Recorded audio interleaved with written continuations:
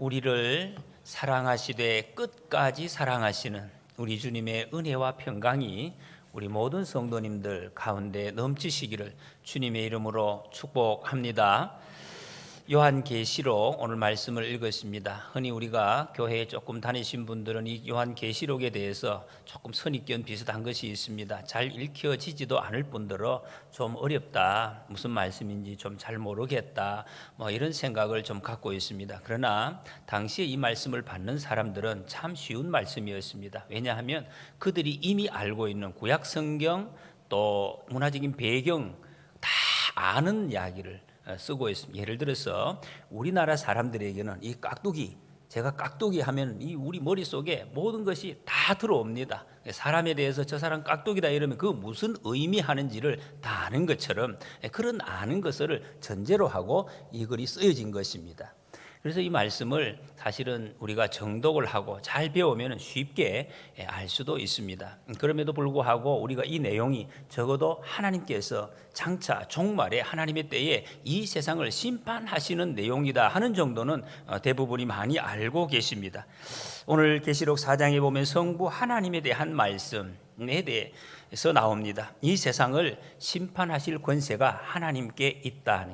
여러분, 이 세상에 심판하는 사람은 그 어떤 존재도 없습니다. 하나님 외에. 하나님만이 심판하시고 하나님께서 반드시 이 세상을 심판하실 것입니다.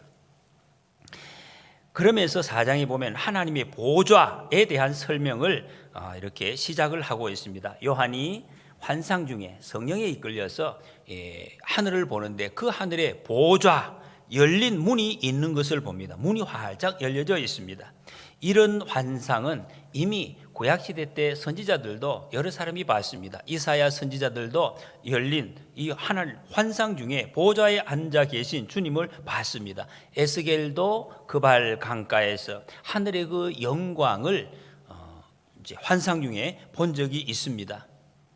이런 사람들에게 하나님께서 이런 천국의 환상을 보여주셨습니다. 이런 사람들이 누구입니까? 이사야, 에스겔 같은 사람, 선지자입니다. 하나님의 말씀을 받아서 그대로 세상에 전하는 사람, 전해야 하는 사람, 이 사람들에게 하나님께서는 하늘에 열린 그 환상, 하늘의 영광을 보여주셨습니다. 말씀을 맡은 사람들, 왜 하나님께서 이런 사람들에게 하늘의 영광스러운 모습을 보여주셨겠습니까?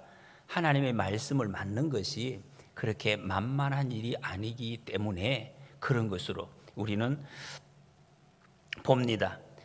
이 사람들이 하나님의 말씀을 전하기만 하면은 하나님 말씀 듣는 사람들이 이 말씀을 받고 할렐루야 아멘으로 받고 삶에 순종하고 복을 받으면 얼마나 좋겠습니까?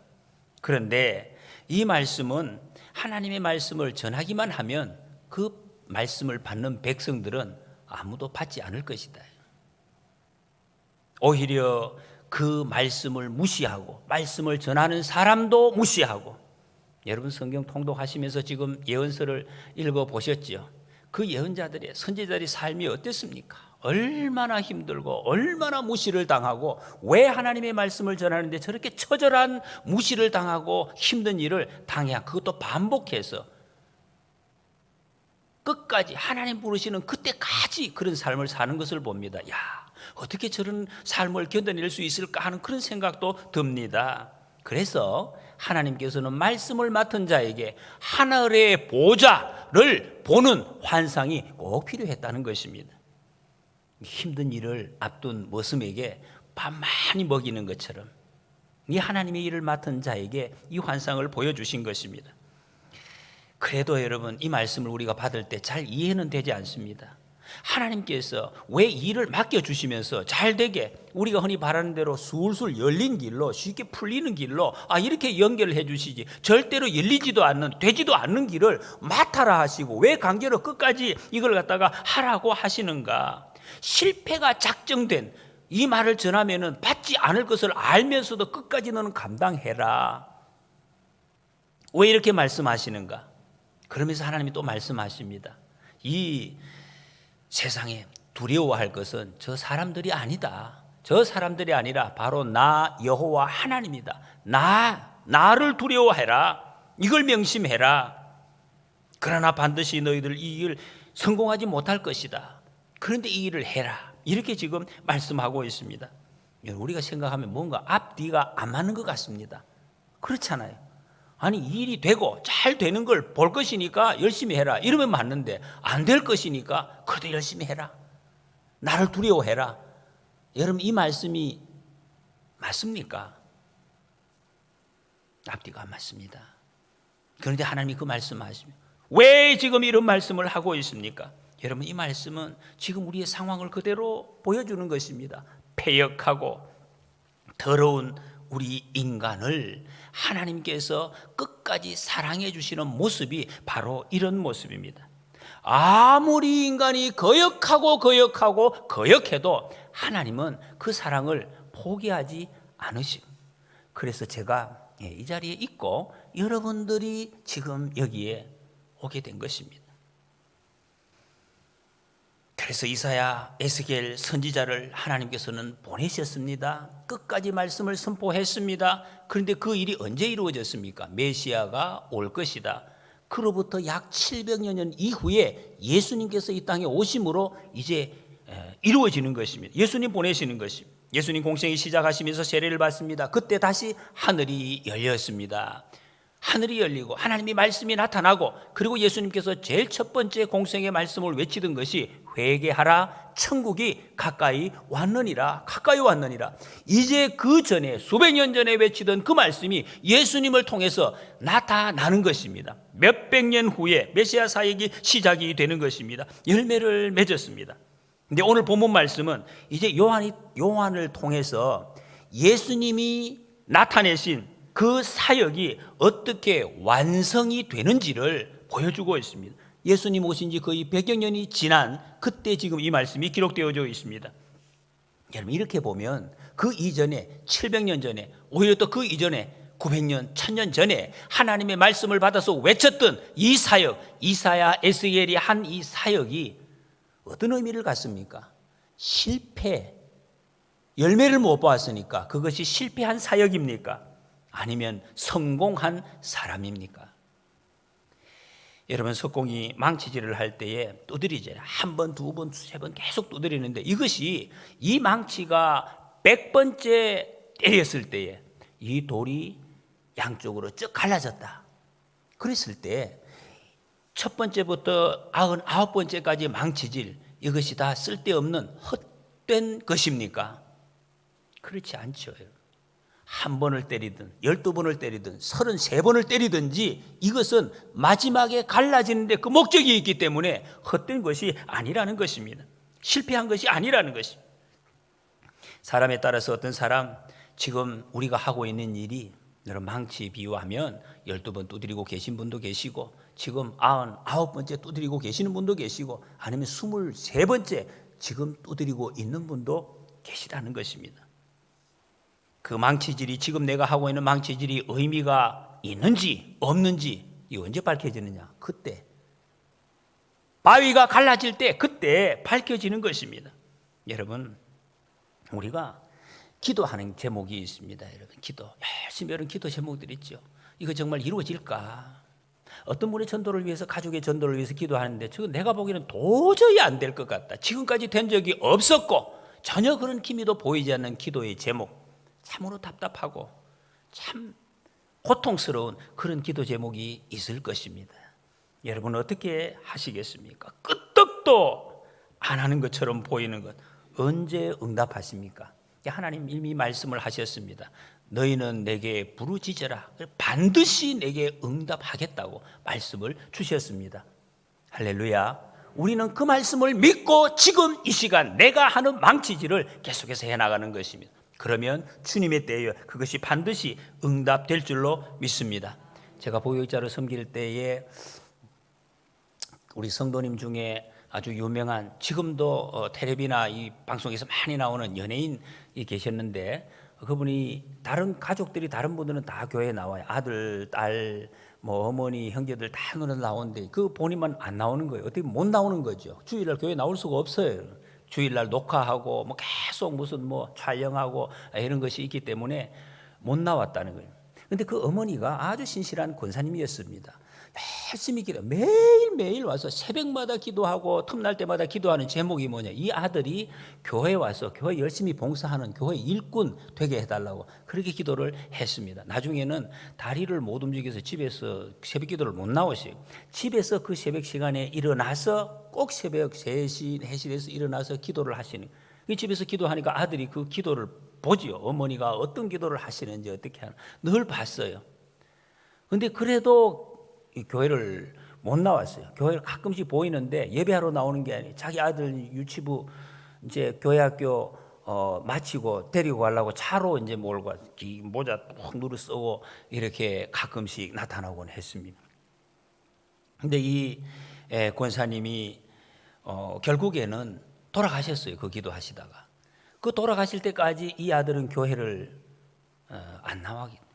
장례식을 마치고 그 형제들이 가족들이 교회 인사하기 위해서 쭉 그때 이제 나오셨어요. 교회 예배에 와서 출석을 하셨는데 그 후에 그때 그날부터 그 지금까지 주일을 한 번도 빠지지 않고 계속해서 예배를 드리는 거예요. 어떻게 그럴 수가 있겠습니까? 못 나왔는데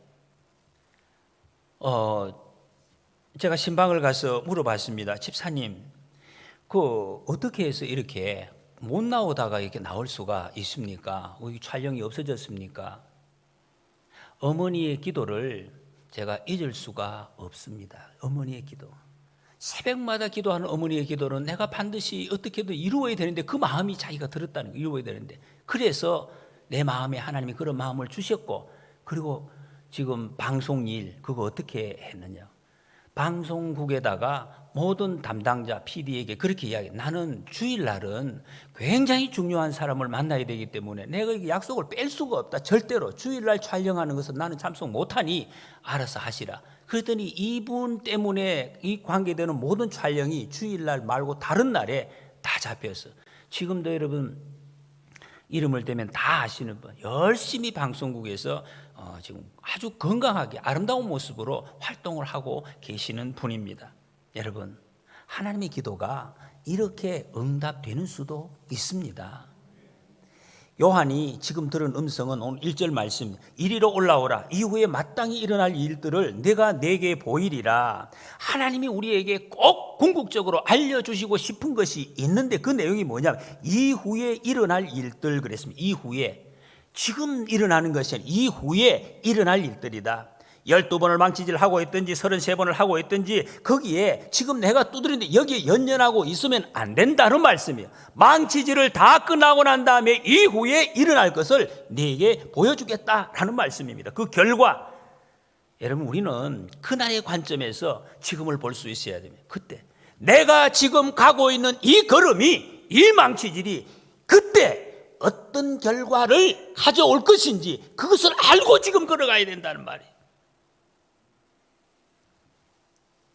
어떤 교인이 예배를 마치고 나가면서 목사님한테, 목사님 참 은혜 말씀 잘 들었습니다. 은혜 받았습니다. 그런데 목사님, 우리는 현실 세계로 돌아가야 됩니다. 그렇게 이야기를 했다는 거예요. 여러분, 우리가 살고 있는 이 현실 세계가 어떤 세계입니까? 하나님께서 다스리는 세계입니다. 하나님의 십자가 은혜의 구속의 역사가 이미 이루어진 세상입니다. 주님의 은혜가 우리를 기다리고 있는 세상입니다. 하나님이 주인인 세상이에요. 그런데 이 교인 분께서 말씀하시는 내용은 그런 뜻이 아니죠. 세상은 하나님이 주인이 안 되는 세상, 하나님이 주인이 아니고 하나님의 은혜가 드러나지 않는 그런 세상, 은혜보다는 돈이 더 중요한 세상, 그것이 우리의 삶을 이끌어가는 그런 세상, 십자가의 은혜가 그것이 사실 역사가 아니라 그냥 공허한 소리로 신화처럼 회자되어지는 그런 세상으로 우리 돌아갑니다. 그런 말이죠. 여러분, 정말 이 현실이 어떤 세상입니까? 어느 것이 진짜입니까? 어느 것이 지금 이 현실입니까? 우리 중에 이 세상이 전부가 아니라는 사실을 모르는 사람 아무도 없습니다. 이 세상이 전부 반드시 하나님께서 심판하신다는 것, 그것 다 어느 정도 알고 있습니다. 그런데도 세상적인 시각에 이것을 버리지 못하는 경우가 참 많이 있습니다. 여러분, 이런 생각을 하게 되면 우리가 100번 망치질 하기 전에 이 망치질 하는 거 다 헛것이죠. 그렇게 할 필요가 없는 것입니다. 이것이 믿어지지 않는다면 할 필요가 없죠. 여러분, 100번 동안 망치질 할 때마다 내게 떨어지는 것이 있어야, 얻는 것이 있어야, 내가 장자권을 지금 팔아서라도 지금 내 입에 들어갈 팥죽 이거 먹는 것이 훨씬 나은 거죠. 좋은 거 보고 맛있는 거 먹고 그럼 끝나니까. 요한이 이 계시록을 기록할 당시에 교회가 역사적으로 가장 핍박을 많이 받던 그런 시대였습니다. 우리가 이루 어떻게 저도 말로 표현할 수가 없어요, 여러분. 이게 역사의 기록에 보면은 세상에 과연 이런 악한 사람도 있었는가, 이런 고통을 당하는 사람들도 있었는가 할 정도로 도미티안 황제 때였습니다. 모든 교회가 어려움 중에 있습니다. 그런 상황에 어떤 생각이 들겠습니까? 하나님 정말 살아계시느냐? 하나님 정말 이 세상의 주인, 말로는 그렇다고 하는데 이게 맞나? 하나님이 정말 다스리고 계시는 거 맞는가? 로마 황제가 다 다스리고 있는데, 로마 황제 말 한마디 하면 다 움직여지는데, 아니 주인이 황제이지 어떻게 하나님이 주인이 되시는가? 이런 질문을 할 만하다는 것입니다. 그때 지금 이 환상을 보여주시는, 하늘에 있는 보좌, 이것을 보여주시는 것. 세상의 주인이 로마 황제가 아니라 하나님이시다는 것을 확실하게 요한을 통해서 보여주시는 겁니다. 여러분, 남왕국 유다가 바벨론 느부갓네살한테 망했습니다. 북왕국은 이미 130년 망했죠. 남북이 다 망했어요. 하나님께서 주신 가나안 땅이 없어졌습니다. 이스라엘 백성들이 거기 살 수가 없게 됐어요. 하나님 약속 어디 갔습니까? 어떻게 되겠습니까? 이거 지금 완전히 오리무중입니다. 성전이 불타고 백성들이 포로로 다 끌려갔습니다. 하나님의 약속하신 다윗의 나라 어디 갔는가 말이에요. 어디 갔습니까? 다 무너졌는데. 이런 상황에서 하나님은 유다 땅 이스라엘 사람들을 통해서가 아니라 저 바벨론의 왕 느부갓네살을 통해서 역사하십니다. 그 왕이 꿈을 꾸는데 하루는 저녁에 꿈속에서 신상을 보게 됩니다. 어떤 신상이 서 있는데 머리는 황금으로 되어 있고 이 가슴과 두 팔이 은으로 되어 있고, 그리고 이 배와 넉적다리가 동으로 되어 있고 종아리가 쇠로 되어 있고 발이 쇠와 흙으로 같이 되어 있는 이런 이상한 신상을 보게 되는. 그런데 가만히 있다가 사람의 손에 들리지 않는 돌이 어디서 날아와서 이 신상을 박살을 내버립니다. 다 부서져 없어요. 이 부서진 것이 온 땅에 가득히 쌓였다 그랬어요. 가득히 쌓였다. 이 뜻이 무엇인가 느부갓네살이 물었는데, 이것을 다니엘 2장에 보면 다니엘이 이것을 해몽을 합니다. 지금 이 황금같이 영화를 누리고 있는 바벨론이 곧 망한다. 그 뒤에 파사가 나오고 헬라가 나오고 그 다음에 로마가 이어지는 제국이 계속되어질 것이다. 그러나 사람이 뜻이 아닌 하나님의 역사에서 다 망하게 될 것이다. 온 땅에 하나님이 다스리는 나라로 세워질 것이다 하는 이제 해몽을 하게 됩니다. 그러면 여러분, 당시에 느부갓네살 당시에 최고의 황제라고 자처하는 그 사람이 다스리는데, 그때 이 세상의 진정한 주인이 누구인가 하는, 누가 지금 이 세상을 다스리고 있는가, 그것을 지금 묻고 있습니다. 느부갓네살인가 하나님이신가? 3절에 보니까 앉으신 이의 모양이 백업과 홍보석 같고 또 무지개가 있어 보좌에 둘렸는데 그 모양이 녹보석 같더라 그랬습니다. 보좌에 앉으신 이의 모양, 하나님의 모양이 어떻게 생겼습니까? 보이지 않는 하나님이 어떻게 생겼을까요? 이게 헬라어의 모양이라는 것은 호라시스, 보이는 것입니다. 그렇게 생겼다 이런 것이 아니라 그렇게 보인다 그래요. 그런데 정확하게는 몰라요. 성경에 이런 표현이 여러분 에스겔서에 특히 많이 나옵니다. 손 같은 것, 손이다 이렇게, 손 같은 것. 이게 하나님의 이제 모습인 거죠. 그렇게 나타나고 있습니다. 하나님은 영이시기 때문에 형상이 없는 거예요. 그런데 이 하나님은 어떻게든지 표현은 해야 되는데 표현할 수가 없습니다. 그래서 지금 요한에 의해서 동원된 것이 이 세상에 있는 것 중에서 가장 귀하고 가장 아름답고 이것을 제일 좋은 것을 다 동원해서 하나님의 보좌를 이렇게 설명을 하고 있습니다. 진귀한 보석, 이게 뭐 벽옥, 홍보석, 녹보석, 이게 어떤 보석인지 사실은 정확하게 몰라요. 이 색깔만으로 보면은 우리가 말하는 무슨 사파이어, 루비, 에메랄드 이런 것일 수 있습니다. 근데 확실하지는 않습니다. 어떤 목사님이 이게 설교, 하나님의 말씀을 전하는데 너무 이제 안타까움을 이렇게 토로를 했습니다. 본인은 그 북미에 있는 나이아가라 폭포라는 곳이 가봤네. 그 나이아가라 폭포에서 막 밀려오는 그 폭포의 어떤 그 기운, 바람과 그 폭포에서 튀는 물을 다 흠뻑 이렇게 몸에 젖혀서 그 장관을 보고 온 거예요. 너무나 가슴이 뛰고 막, 저는 뭐 현장에서 안 봤기 때문에 모르지만 너무 놀랐다. 이 감동을 이 교인들에게 설명을 해야 되겠는데 어떻게 언어로 표현을 할 수가 없는 거예요. 답답함. 지금 요한의 마음이 그런 마음이에요. 하나님의 놀라운 모습을, 그 보좌를 보기는 했는데 어떻게 표현할 길이 없는, 그 표현이, 최고의 표현이 이것입니다. 벽옥과 홍보석과 녹보석 뭐 이런 것들이. 여러분, 하나님을 설명할 다른 말이 더 이상 어떻게 없습니다. 오늘 본문이 말씀하시는 내용은 하늘 보좌에 앉아 계신 하나님의 생김새. 그런데 여러분, 너무 크게 신경 쓸 거 없습니다. 정확하지가 않아요. 이건 녹보석이 아니야, 황보석. 그런 말 할 필요가 없어요. 하나님이 이 세상 주관자이시다, 그 말씀입니다. 하나님이 보좌에 앉으셨으니까 다스리신 분, 하나님이 다스리신다. 여기에 초점이 있습니다. 요한의 계시를 받는 당시를 이야기하면 하나님이 이 세상인 줄 알아서 로마 황제에게 굴복하지 마라. 아무리 무서워도 거기에 굴복하지 말라는. 여러분, 지금 우리 시대에 오늘 적용을 시키면 어떻게 되겠습니까? 하나님보다 크신, 하나님보다 더 다스릴 만한 그런 어떤 능력이 있습니까? 코로나19. 요즘은 사람들이 말해서 코로나 때문에, 이런 말을 코로나 때문에 예배 못 나갑니다, 코로나 때문에 밥 못 먹습니다, 코로나 때문에 학교 못 갑니다, 이러면 다 해결이 돼요. 여러분, 잘 생각해 보시기 바랍니다. 코로나가 우리를 다스리고 있습니까? 코로나 뒤에 하나님이 이 코로나를, 이 세계를 다스리고 계시는지 분명히 우리는 볼 수 있어야 됩니다. 세상과 타협하지 말라는 그런 말씀을, 이 말씀을 통해서 주십니다.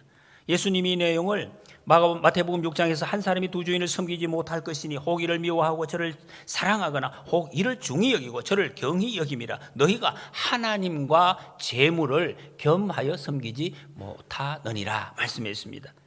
여러분, 우리 문제가 뭐냐? 하나님 버리고 돈만 섬기는 이것이 문제가 아닙니다. 하나님과 돈을 겸하여 섬기려고 하는, 여기에 문제가 있다는 것입니다. 여러분, 우리가 예수님 믿으면서 여기 계신 분들 중에서 정말 하나님 버리고 나는 돈만 섬길 거야, 이런 분 계십니까? 안 계십니다. 근데 하나님과 돈을 겸하여 섬기는 사람은 얼마든지 있습니다. 하나님이 세상의 주인이십니다 고백을 해요. 그 인정합니다. 정말로 믿습니다. 그런데 돈에 대한 욕심을 절대로 포기하지 못하는 그런 사람이 있습니다. 한둘이 아닙니다. 로마 황제가 여러분 황제 숭배를 강요를 했습니다. 그런데요, 기독교를 믿지 말고, 하나님 믿지 말고 황제만 믿으라, 그런 말을 안 했어요. 열심히 교회 가라고, 열심히 하나님 섬기고, 그러다가 가끔씩 1년에 한두 번씩 황제 기념일날 와서 황제가 우리의 주님이십니다, 그렇게 한번 고백하고 집에 가라는 거예요. 얼마나 쉽습니까? 돈 드는 것도 아니에요. 많은 노력이 드는 것도 아닙니다. 그런데 여러분, 그 쉬운 것 때문에 그거 안 하려고 사자밥이 되어서 죽어간 사람들이 부지기 있습니다. 왜 그럴까요? 여러분, 로마가 얼마나 합리적입니까? 이걸 택하든지 저걸 택하든지 양자택일하라고 하지 않았습니다. 그것도 하고 이것도 하고. 여러분, 이 말씀은 지금도 우리에게 그대로 적용이 됩니다. 세상이 우리에게 여러분 신앙을 버리라고 합니까? 교회 가지 말라, 예수 믿지 말라, 그렇게 합니까? 그렇게 하지 않죠. 적당히 하라는 거죠. 적당히. 신앙을 지켜. 그런데 사람들하고 어울려야 될 거 아니냐 말이에요. 내하고 어울려야지. 어느 정도 선에서 지키면 되는 것 아니냐고. 왜 그렇게 너무 고지식하게 그러느냐고. 직장에서 여러분 쉬운 예로 술 마시는 거, 술 마신다고 천국 못 간다고 어디에 그런 말이 있더나. 적당하게 해야지. 한 잔은 괜찮아. 신앙도 좋지만 아니 신앙도 좋지만 우리하고 살아야 될 것 아니냐 말이야. 담 쌓고 살 것이냐 그런 이야기를 합니다, 여러분. 그러면 세상 못 산다고. 불신자하고 결혼하는 그런 문제도 꼭 그렇게까지 해야 되느냐? 아니 그렇게 전도하면 되잖아. 그렇게까지 해야 되느냐? 그렇게 이야기를 합니다. 세상에서 낙오되면 어쩌겠느냐고. 여러분, 그래가지고 세상에서 낙오되고 그래가지고 세상에서 잘못된 사람 혹시 보신 적 있으십니까?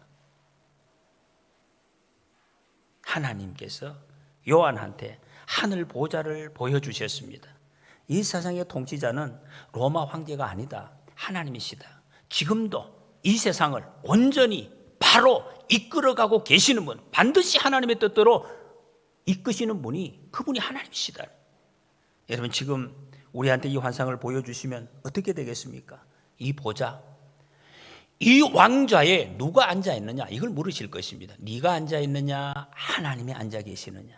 네 마음대로 네 삶을, 네 가정을, 네 인생을 지금 끌어가고 있느냐. 내가 목적을 정해놓고 하나님 제 목적 정했습니다. 이거 도와주세요. 돈도 채워주시고 힘도 채워주시고 이 방법으로 이끌어주세요. 나는 저거 안 보이면 안 됩니다. 문을 활짝 열어주세요. 왜 문이 안 열립니까? 여세요. 내가 왕이에요. 여러분 혹시 기도를 그렇게 하고 계신 분 혹시 계시지는 않습니까? 하나님이 왕이시오. 하나님 문을 열어주시겠습니까? 아니면 닫히는 것이 좋겠습니까? 제가 어떻게 하면 좋을까요? 하나님의 다스리심을 인정하는 것.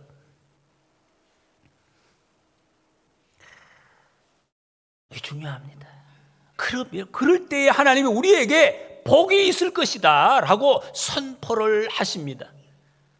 아까 일부 예배 때도 우리 신군사님 내일 모레 이제 암 수술을 하시는데 힘들 수 있겠죠. 암 수술이. 근데 고백을 하셨어요. 찬양하시면서 내 주여 뜻대로 하옵소서. 살든지 죽든지 뜻대로 하옵소서. 하나님 얼마나 기뻐하실까. 여러분 하나님의 뜻대로 섰을 때는 하나님께서 우리에게 가장 좋은 것으로 채워주시겠다고 약속을 하셨습니다. 우리는 이 하나님을 믿는 것입니다. 하나님의 뜻이 이루어질 줄로 믿습니다. 하나님의 통치를 받아야 하나님의 백성이, 우리가 하나님의 백성 아닙니까? 하나님의 백성은 하나님의 뜻대로 당연히 살아가야 하는 사람이에요. 뜻대로 살지 않고 어떻게 하나님의 백성이라고 이야기할 수 있겠습니까? 여러분 종말의 날에 우리가 하나님 뜻대로 살지 않은 사람은 우리에게 있어질 분깃이 없습니다. 하나님 앞에 기대할 소망이 아무것도 없는 거예요. 불쌍한 사람이 되는 것입니다. 4절에 보면 또 보좌에 들려 24 보좌들이 있고 그 보좌들 위에 24 장로들이 흰 옷을 입고 머리에 금관을 쓰고 앉았더라 그랬습니다. 여기 24 장로는 하나님의 영광에 참여하면서 하나님 섬기는 사람들입니다. 그리고 보좌에 앉아있다 그랬습니다. 이 보좌에 아무나 앉지 않아요. 보좌는 왕입니다. 보좌에 앉았다는 것은 왕의 자리. 이 10절 11절에 보면 장로들이 하나님을 예배합니다. 이것은 제사장의 어떤 성격을 보여주고 있습니다. 그러니까 이 장로들은 왕이면서 제사장, 베드로전서 2장에서 말씀 왕 같은 제사장, 바로 우리들입니다. 예수 그리스도의 십자가 은혜로 구속함을 받은 하나님의 백성들을 지금 보여주고 있습니다. 서머나 교회 계시록 2장에 보면 죽도록 충성하는 자에게 생명의 관을 주시겠다. 그리고 또 사대 교회에 이기는 자에게 흰옷을 주고, 라오디게아 교회에서 말씀하시면서 또 뭐라 그랬습니까? 이긴 자에게 보좌에 앉게 해주시겠다라고 말씀했습니다. 그러니까 이 장로들은 바로 이거 이긴 자, 충성, 죽도록 충성한 사람들, 그런 뜻입니다. 그러니까 24장로는 하나님의 백성 전체를 대표하는 사람이고, 무엇보다도 지금 우리들 이긴 자, 하나님 앞에 설 우리들, 영광스럽게 변화될 우리의 모습을 그대로 보여주는 모습. 여러분 우리가 조만간에 주님 앞에 섰을 때 24 보좌가 우리를 둘러싸 있고 영원토록 하나님을 찬양하게, 하나님과 함께 그곳에 우주를 통치하는 그런 자리에 저와 여러분들이 서게 될 것입니다. 우리가 그런 사람들이에요. 지금 그런 길을 우리가 가고 있습니다. 내가 누군지 여러분이 바로 알아야 우리가 그 일을, 그 삶을 살 수가 있는 것입니다. 지금까지 천상의 모습 보면 굉장히 화려하고 장엄한 그런 모습으로 나와 있습니다. 이런 곳에서 5절에 보니까 번개와 음성과 우레소리가 나고 그랬어요. 하늘에서 소리가 나는 것, 모세가 십계명 받을 때 시내산에서 이런 소리가 나고 큰 나팔 소리가 들렸습니다. 하나님이 임재하신다 하는 표시지요. 지금도 여러분 군대 가면은 그 지휘관이, 사단장이 들어오면 이 빵빠레가, 군악대가 참 대단하죠, 여러분. 사람 한 사람 들어오는데 군악대가, 나갈 때 군악대가 나와. 이제 그나마 중요한 게 뭡니까? 소리가 중요한 게 아니죠. 그 분이 오셨다 하는 것에 그 초점이 있는 것입니다. 계시록 6장 이후에 보면 세상의 심판이 그대로 진행되는 것이 내용이 나오고 있습니다. 여러분, 이 세상 심판이 어차피 하나님의 영역입니다. 하나님이 그대로 진행을 하실 것입니다. 하나님 외에 누가 이 세상을 심판합니까? 아무리 어떤 소리가 없어도 하나님은 그 일을 하실 것입니다. 그런데도 굳이 이 말씀을 여기 적고 있습니다. 소리가 났다. 나타난 현상의 정신을 팔지 말고 그 현상 뒤에 계시는 하나님을 보라는 것입니다. 예수님께서 2마리가 한 아사네온에 팔리는 그 참새, 그것도 하나님이 허락하지 않으면 떨어지는 법이 없다고 말씀했습니다. 하나님이 세상의 주인이시라는, 우리가 가장 작은 것, 가장 사소한 것도 하나님이 허락하셔야 되는 것입니다. 여러분, 세상에 살다 보면은 우리가 우여곡절을 다 겪을 수가 있습니다. 정말 놀랄 일, 세상에 이런 일이 있나 할 정도로 그런 일이 우리 눈앞에서 수시로 나타날 수도 있습니다. 큰 슬픔에 잠기는 그런 일도 있습니다. 마음이 너무 답답해서 정말 가슴을 치는 그런 일도 있을 수 있습니다. 많은 근심이 쌓일 수도 있습니다. 때로는 기쁜 일도 있습니다. 감격에 휩싸여서 어떻게 이런 일이 있을 수가 있나 그런 생각도 있을 수가 있습니다. 그런데 여러분, 어떤 일 때문이라도 우리는 그 상황 속에 하나님을 놓치면 안 된다는 것입니다. 하나님이 다스리고 계신다. 하나님이 다스리고 계십니다. 우리의 모든 일 하나님이 다스리고 계십니다. 그래서 우리의 시선은 하나님께 고정이 되어 있어야 합니다. 우리에게 일어난 일 중에 하나님과 관계되지 않는 일 아무것도 없습니다. 하나님께서 주인 되시는 세상에 우리가 지금 살고 있습니다. 저는 요즘 다시 성경 통독을 지난 주간에는 구약의 예언서, 이사야서, 예레미야서 쭉 읽어가는데 제 마음에 정말 막 쾅쾅 울려오는 그 소리 같은 그 주제의 말씀이 들려왔어요. 그게 뭐냐? 여러분, 예언서 읽으시면서 그런 거 이렇게 좀 느껴지셨습니까? 내가 창조주도 하는 하나님이 뭐 여러 가지 말씀이 있어요. 여기 의인이 있고 죄인이 있고 뭐 멸망당하고 복을 받고 가지고 다 있는데 그 핵심 하나님이 하시고자 하는 말씀이 뭐냐? 나는 창조주, 내가 너를 만들었다, 너는 나의 종, 이렇게 부르고 있습니다. 왜 그렇게 말씀하십니까? 왜 창조, 내가 만들었다고? 이게 무슨 말입니까? 내가 만들었기 때문에 나는 주인이고 너는 종이니까 내 밑에 와서 시킨 대로 해, 지금 그런 의미입니까? 예, 그건 아니죠. 아닌 거 아시죠, 여러분? 여러분, 만들었다 하는 것은 어떻게 만들었지? 여러분 만들 때 수제비 하나 빚을 때 어떻게 빚습니까? 온갖 사랑과 내가 사랑스럽게 얼마나 사랑스럽게 내를 이렇게 빚어서 내가 만들었잖아요. 여러분, 만약에 부모가 자녀에게 내가 네 엄마야, 내가 네 아빠야 이렇게 지금 이야기한다면 그 속에 그 뜻이 무엇입니까? 사랑한다는 거죠. 내가 끝까지 사랑하고 지금도 사랑하고 내가 모든 것을 채워주고 세워주고 책임진다는 그 모든 것이 거기에 다 들어있는 거예요. 하나님이 창조주시라는 거예요. 이게 답답한 마음으로 지금 말씀을 하고 계시는 그런 말씀을 제가 읽으면서 깨달아졌습니다. 그 내용에 보면 창조주 하나님을 모시는 자 의인이라고 그랬습니다. 의인은 하나님의 복을 장대하게 받고, 악인 하나님을 인정하지 않는 의인은 바람에 나는 겨와 같이 멸망하리라. 악인에게서 돌아오라. 시선이라는 이 복음성가에 보면 모든 시선을 주님께 드리고 살아계신 하나님을 느낄 때 내 삶은 주의 역사가 되고 하나님이 일하기 시작하네. 우리의 삶을 전부 주님께 맡길 때, 그 주님을 바라볼 때 주님의 역사가 우리의 삶을 통해서 나타나는 것입니다. 여러분, 우리의 시선을 하나님께 두는 사람은 복된 사람입니다. 창조주 하나님, 모든 것을 다스리시는 하나님께 내 인생을 전부 다 맡기심으로 주님이 지키시고 인도하시고 채워주시는 이 풍성한 은혜, 꼭 누리시는 우리 모두가 되시기를 축복합니다.